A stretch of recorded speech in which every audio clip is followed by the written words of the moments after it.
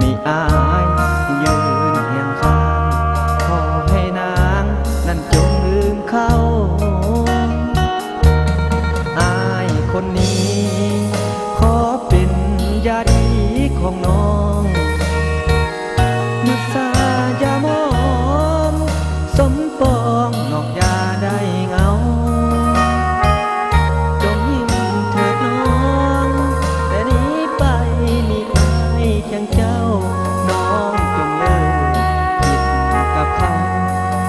มีอายคอยเว้าคอยจาแต่นี้ไปขวัญใจอย่าได้มองมนมีอายทั้งคนย้ำจนสวยแก่ปัญหาเป็นกำลังใจให้น้องตลอดเวลาเรื่องความหลังผ่านมาจงลืมมันซาคนที่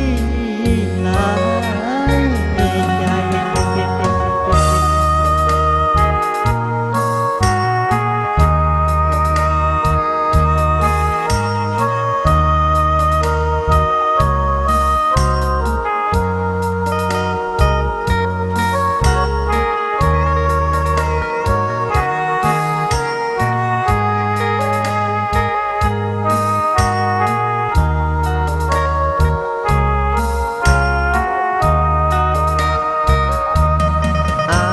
คนนี้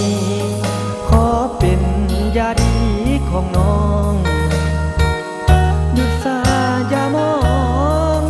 สมปองนอกยาได้เงาจงยิ้มเถิดน้องแต่นี้ไปมีอายเคียงเจ้าน้องจงเลิกคิดกับเขา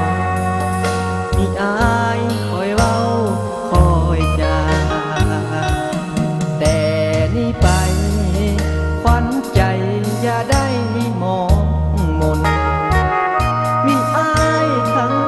คนย้ำจนสวยแก่ปัญหาเป็นกำลังใจ